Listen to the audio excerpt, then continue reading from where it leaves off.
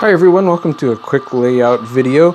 Wanted to show you a couple things that I've been working on, and it happens to be this and these. I was going to make a tutorial video on how I did some of this, but I was experimenting myself, so I didn't really have a good way to do that. So I figured I would see how it came out and talk to you about it afterwards. So I picked this up used at a hobby shop, this semi and this lowboy trailer, and it had a Pennsylvania caboose on it that was kind of, I don't know, just kind of on there. They used some string to hold it down, that was about it. Didn't really look right in comparison to real transports. So I thought, you know what, I could do something about that. So I took old caboose trucks, added them on here, used 2-scale cabling basically, this is just string, to tie these down, and so it runs up and around, and then it's tied underneath the flatbed.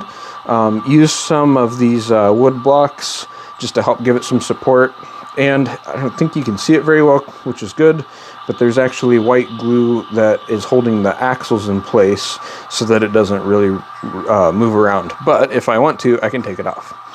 Put it on there. Thought that looked pretty decent.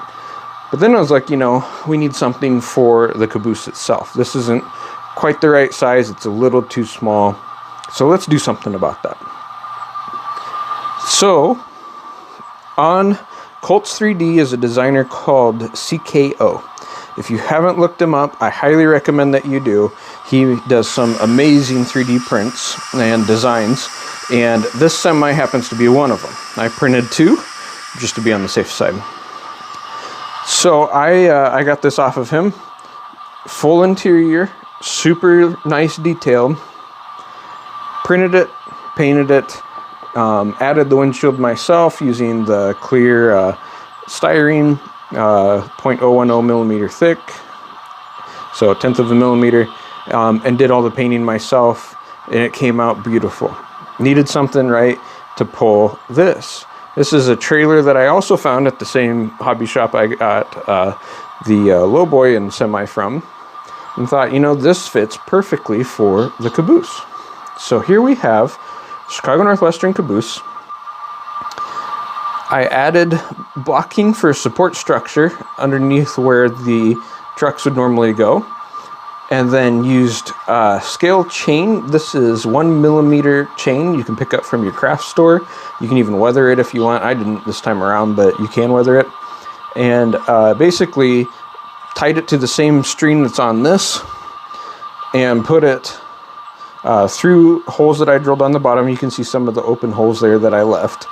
Put it through there, tied it underneath, tied it to the chains, and cut it the right length, so it's basically holding it down. You can see it moves a little, but not really. Put that on there like that. The other thing I did, and it's very hard to see, but I did 3D print a full interior for the inside of the caboose, just in case anybody happens to start really looking in the windows. Thought that would be a nice touch and detail. So there is a full 3D printed and painted interior in there. And then I left the glass out on purpose, because my thought is this is going to go to a railroad museum where it's going to get rebuilt anyway. And there you have it. This is an old Athearn Blue Box one, and so that was kind of the plan, and that's how I ended up doing it. But yeah, that's how it came out. That's kind of the short version of how I did it.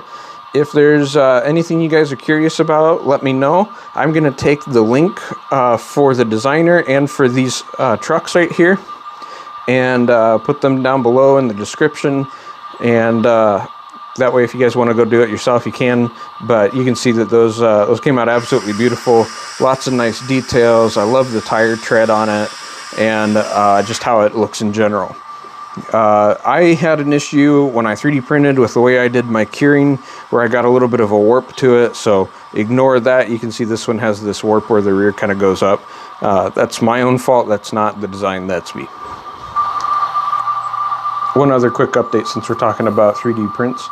This is also from CKO. This is a I forget what they call them, but it's basically a cleaner. So when you go through and you pick up all of your, or take all your spikes out of your ties, those are magnetized conveyor belts that will go up and drop it into that hopper there. Then you can just empty the hopper and reuse them or recycle them. But that's another CKO design. Very beautiful, detailed model. Really like the way it came out. Steps are see-through there on the front and back, all sorts of stuff like that. So highly recommend you check that out. I'll put that down below as well.